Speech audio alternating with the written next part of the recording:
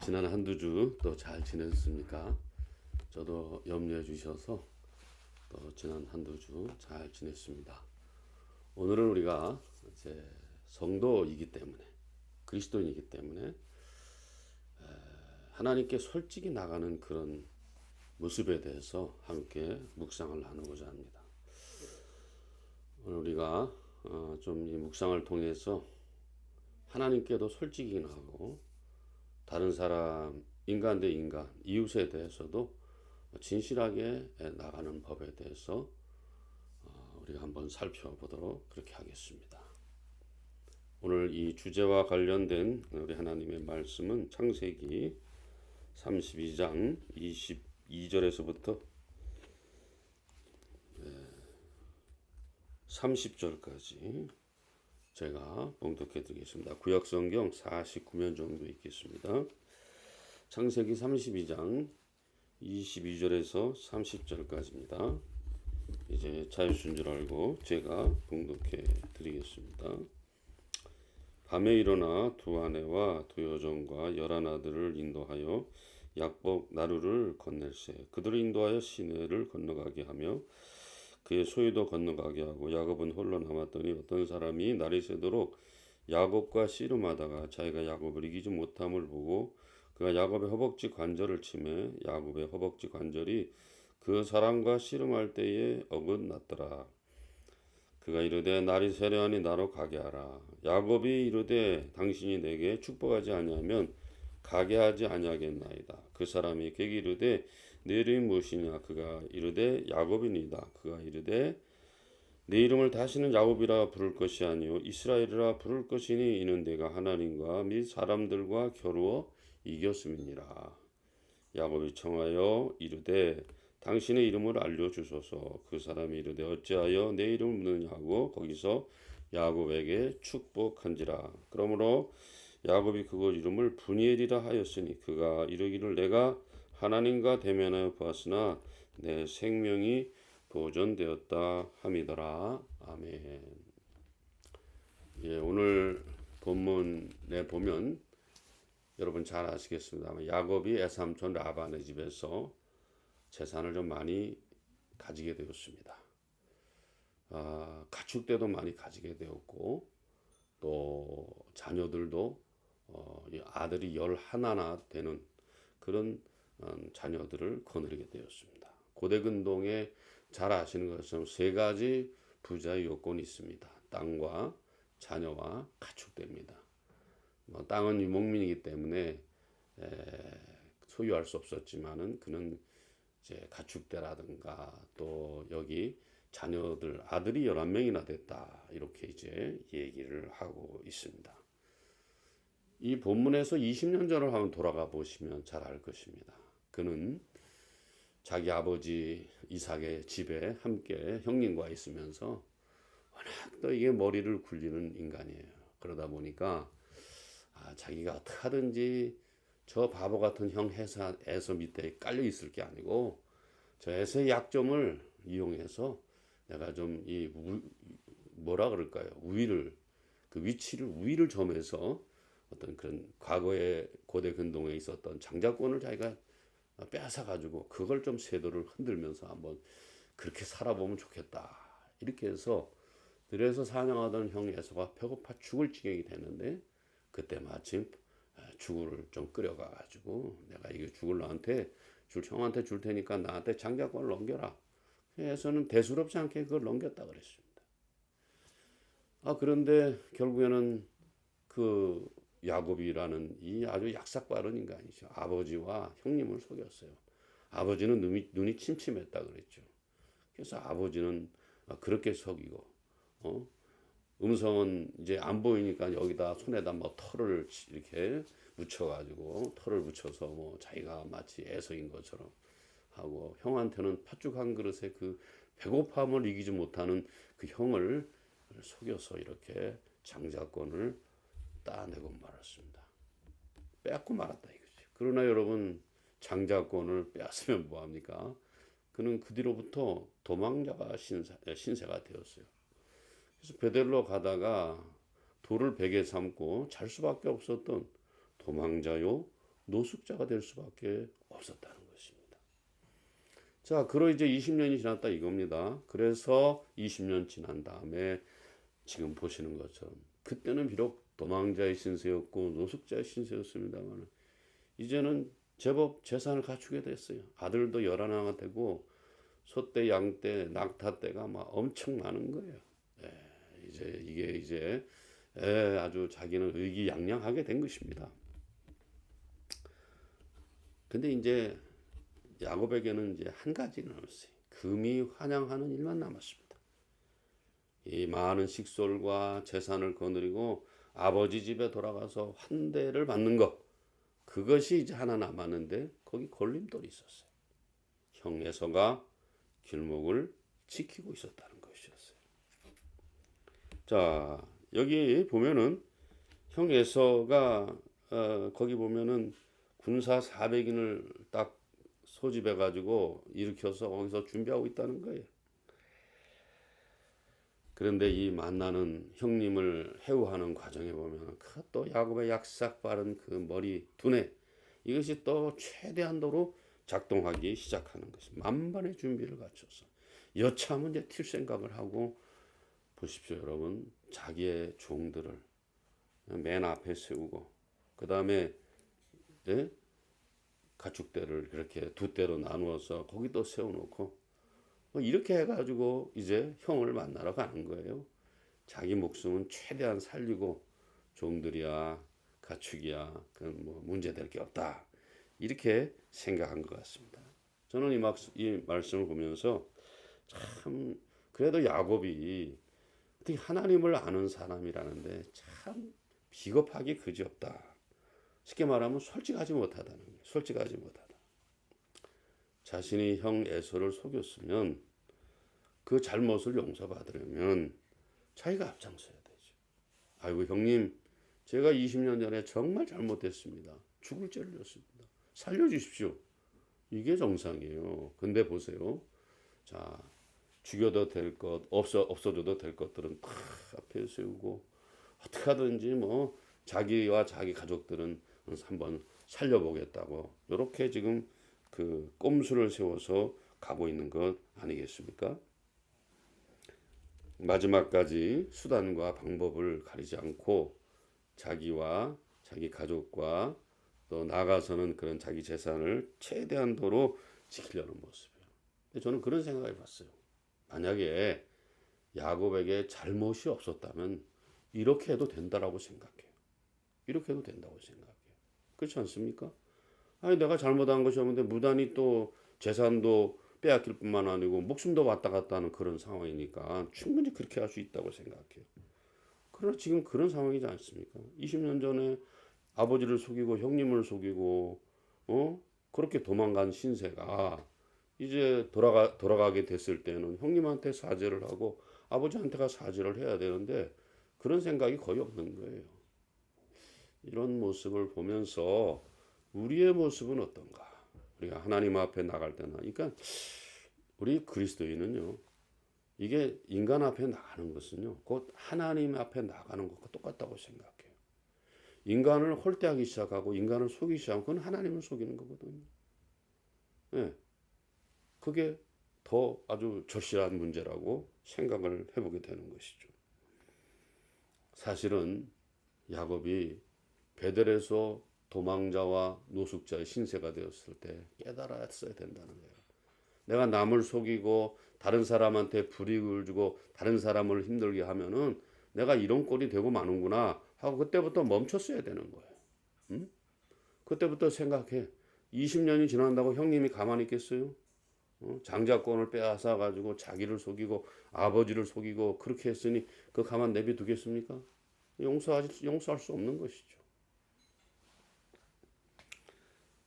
그래서 그런 정도로 판단하고 본인이 제일 먼저, 아까도 말씀을 드렸습니다만은 본인이 제일 앞장서서 내가 가서 형님한테 사죄해야지, 용서를 빌어야지, 잘못됐다고 솔직하게 말씀드리지. 이렇게 하면 되는 걸 가지고 이걸 까꾸로 뒤집어 쪼으려고 하니 이게 일이 되겠습니까? 그리고 오늘 읽은 본문 그 앞부분에 보면 아주 하나님께 자랑질을 했어요. 뭐라고 했냐? 하나님, 제가 그 아버지 집에서 도망 나올 때는 이 지팽이 하나밖에 없었는데 이 가축대가 2대나 됐습니다. 여러분, 그것도 보면은 누가 준 겁니까? 그 하나님이 준 것이지. 그리고 애삼촌 라반과 함께 애삼촌 라반이 그에게 또 그렇게 온정을 베풀었기 때문에 그렇게 되는 것이지. 제일 첫 번째 하나님이 그렇게 했어요. 그리고 두 번째는 또 미운정 고운정 들었던 라반이 그래도 딸한테 시집온 그 사위 자식이니까 어떻게 그렇게 매몰차게 할 수 있습니까? 근데 지금 그 자랑질을 하고 있는 거예요. 제가 나올 때는 몸 하나 달랑 지팡이 들고 나왔는데 지금은 이 가축 떼를 2대나 소떼를 2대나 이뤘다고 뭐 이렇게 이제 자랑을 하고 있는 것이죠. 저는 이 말씀을 묵상하면서 우리는 종종 우리가 가진 조건을 가지고 자기라고 표현할 때가 많아요. 내가 외제차 타면 좋은 차 타면 내가 그런 사람이야. 내가 넓은 평수의 아파트에 사면 나는 바로 그런 사람이야. 이렇게 자랑질을 하면서 그걸 가지고 다른 사람 무시하고 깔보고 다른 사람 들은 안중에도 없고 그런 것들을 우리가 옆에서 많이 보지 않습니까? 쉽게 말하면 물질, 명예, 권세 등등의 그런 재산을 자기라고 생각하는데 그건 아주 큰 오산이에요, 여러분. 그런 식으로 살게 되면은 그는 매 순간 그 세상에 가진 그 조건이 자기라고 생각하게 되면은 매 순간 그는 죄를 지을 수밖에 없어요. 그렇지 않습니까? 주신이도 하나님이시고 취하여 가실 분도 하나님이시다. 내가 적신으로 왔으니 적신으로 간다. 욕과 같이 그렇게 고백해야 돼요. 내가 잘나된 거 많이 없습니다, 여러분. 다 옆에서 도와주고 부모가 나를 도와주고 형제가 나를 도와주고 이웃이 나를 도와줘서 여기까지 왔잖아요. 좀 쌓였습니까? 나누시기 바랍니다. 그리고 우리는 이게 가지고 있는 조건이 언제 날아갈지 몰라요. 결국에는 다 두고 가잖아요. 예. 알렉산더 대왕이 죽었을 때 예? 양쪽 관 옆에 구멍을 내고 손을 이렇게 밖으로 뻗었다면서요. 예. 빈손으로 간다. 빈손으로 간다. 그렇게 했다면서요. 그 우리가 심각하게 받아들여야 됩니다. 이 땅에 있을 때에 여러분들이 재산 좀 모았나요? 자식을 잘 키웠습니까? 그럼 그것 가지고 힘들어하는 이웃들 돕는 거예요. 그들과 나누는 거예요. 그들과 함께 하는 거예요. 그런 게 없을 때는 여러분들 그냥 지옥의 1등석을 그냥 예약하는 것과 마찬가지예요. 그렇게 길게 살면 하나님 앞에 혼나는 것 외에는 방법이 없다는 것이죠. 그래서 모름지기 내가 잘났다고 까불고 우쭐대고 꼴값 떨게 되면은 하나님께서 있는 것도 다 그냥 뺏어가 버려요. 주시니도 하나님이시오 취하여 가시니도 하나님이시다. 나는 적신으로 왔으니 적신으로 갈 뿐입니다. 비록 내가 재산은 모았지만 이게 아까도 말씀 나 혼자 된 게 아니잖아요. 내 부모가 나한테 도움을 줬고 내 형제들도 혹 도움을 줄 수 있었고 또 옆에 있는 사람들이 나를 돕지 않으면은 내가 어떻게 여기까지 와요. 있을 수 없는 일이잖아요. 아무리 생각해봐도 그렇지 않습니까? 우리 옛말에 개구리 올챙이 쪽 생각을 못한다고.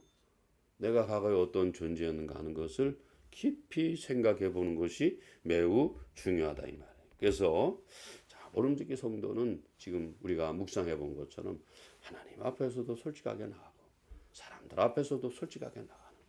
그래야지 사람을 얻고 그래야지 여러분과 제가 하나님을 증거할 수가 있어요. 내 것만 거머들이고 내 것만 채우려고 하고 나만 누리려고 하고 이런 식으로 살게 되면은 하나님께서 그 있는 것까지 다 뺏어가 버려요. 아니 그렇게 안 한다면 하나님께서 맨 마지막에 어떡하겠어요? 너는 네 배만을 위해 살다 오지 않았느냐? 저 수월에 내려가서 죽지도 않고 영원히 고생해라. 여러분 그 꼴을 우리가 어떻게 당합니까? 저도 목사지만은 자주 말씀드립니다만은 목사로서 성도님들보다 못한 그런 것들이 많았기 때문에 이제는 그런 걸 청산하고 정리해야 될 시간이 저에게 필요하다. 저는 개인적으로 그렇게 생각해요. 아직도 그걸 모르고 정신 못 차리고 까불어대는 좀 잘 나가는 목회자들 얼마나 많아요. 하나님 무서운 줄 알아야 됩니다. 그렇기 때문에 하나님 앞에서 바른 모습으로 솔직한 모습으로 오늘 설교 제목과 같이 하나님께 솔직히, 응? 하나님께 솔직히 나가야 된다 이 말이죠. 또 하나 이제 우리가 한 가지 알아야 될 것은 야곱은 자기 자신에게 뭐가 필요한지를 그것도 솔직하게 알았어야 됩니다. 인정했어야 돼요. 자, 여기 야곱은 밤새도록 야곱이 어떤 사람과 씨름했다 그랬어요. 제가 볼 때는 딱 한 가지입니다. 뭘까요? 자기 지금까지 있는 재산 이거 빨리 이것뿐이 내가 지킬 수 있도록 도와주세요. 그거 외에 다른 거 아니지 않습니까? 우리도 그렇지 않겠습니까? 근데 그건 잘못된 거예요. 하나님 앞에서 내가 필요한 게 뭐냐? 저는 그렇게 생각합니다. 하나님, 저는 죄인입니다. 라고 하나님 앞에 죄 용서받는 게 먼저라고 생각해요. 그런데 지금 야곱은 야복강가에서 어떤 사람과 만나 씨름을 했는데 축복하지 아니하면 가게 하지 않았는데, 야, 저는 이 본문을 보면서 인간이 얼마나 그 욕망에 대해서 집요한지 그걸 우리가 이 본문을 통해서 알 수가 있는 거예요. 끝까지 자기 것 지키려고, 끝까지 자기 것 누려보겠다고, 끝까지 자기 것 붙들겠다고 그렇게 하고 있어요. 예, 오늘 본 말씀에 그렇게 나와 있지 않습니까? 밤새도록 그랬다는 게 얼마나 집요합니까? 아이고, 나는 이제 하나님이 나한테 축복해 주면 자식도 빼앗겨, 재산도 빼앗겨, 나도 주고 이제 큰일 났다, 빈털터리 된다. 이래가지고 자기하고 자기 재산 지킬 생각, 가족 지킬 생각만 하고 앉았어요. 하나님 앞에서 내가 어떤 존재인가? 내가 하나님 앞에 죄를 지었잖아요. 내가 하나님 앞에 잘못했잖아요. 그러면 내가 하나님 앞에 바르게 나가야 될 거 아니에요. 근데 어떻게 이렇게 디비 쪼고 앉았습니까? 자, 너무 지겹게 달려드니까 하나님의 사람이 옛날 개적 개혁판에 보면은 자, 뭐라 그랬어요? 한도뼈를 쳐버렸다 그랬어요. 그대로 어이구 한 대 막 그냥 그대로 꼬꾸라져 버렸어요. 자, 그래서 한도뼈가 이렇게 위골되고 이거 아주 어려운 상황이 되고 말았습니다. 근데 지금 야곱이 자기가 알아야 될 것, 자기가 구해야 될 것은 축복이 아니에요. 내가 잘못했습니다. 과거에 형님을 속이고 아버지를 속이고 하나님, 제가 잘못했으니 이 모든 환란이 잘 마무리될 수 있도록 제가 다 책임지겠습니다. 아이, 그리스도인이라면 이렇게 비겁하지 말아야지. 솔직하게 하나님께 나가야 되는 거 아니에요? 그게 제대로 된 그리스도인이다 이 말이에요. 하나님의 사람이 하도 집요하게 잡아대니까 그냥 한도뼈를 쳤다. 한도뼈가 뭔지 아시죠, 여러분? 이 남자의 생식기를 둘러싼 이 엉치뼈를 말하. 그걸 내리쳐버렸다 이 말이에요. 무슨 말이에요? 자존심, 남자의 상징 이걸 갖다 그대로 쳐버린 거예요. 요즘은 물질 명예 권세가 사람들의 힘 아닙니까? 이것 가지고 얼마나 세도를 부립니까? 야곱은 여전히 자기 자신을 부인하지 못하고 있어요. 그러니까 이 한도표를 쳐버린 거예요. 꼼짝 못하겠어. 이제 싸우지도 못하게 됐네. 쩔뚝쩔뚝 절었어요. 여러분, 제가 자주 말씀드리면 신앙생활은 자기 부인하는 것부터 시작돼요. 뭐 대형교회 목사, 담임 목사가 됐든 대형교회 직분자가 됐든 자기를 부인하지 않는 사람. 신앙생활 20년 해서 나는 목사야, 장로야, 권사야, 뭐 어쨌다는 거야. 자기 자신을 부인하지 않은 그 사람은 이미 그리스도인이 아니에요. 왜? 예수가 주가 아니기 때문에. 예수가 나의 구원자가 아니기 때문에. 지가 잘났다고 지가 구원자라고 말하잖아. 그러니까 그 사람은 자기를 부인하지 않는 사람이다 이 말이죠. 자, 근데 또 하나 이제 여기 어떤 사람이 네 이름이 뭐냐 묻고 그냥 다시는 야곱이라 부르지 마라. 얼마나 강조가 돼. 다시는 야곱이라 부르지 마라. 뭘로 부르라? 이스라엘이라 부르라. 이스라엘은 뭔지 아시죠? 하나님이 싸우신다. 하나님이 싸워주신다. 그 말이에요. 근데 뭐 이건 하나님과 사람과 더불어 겨로 이겼습니다. 그 개떡 같은 번역이 잘못된 거예요.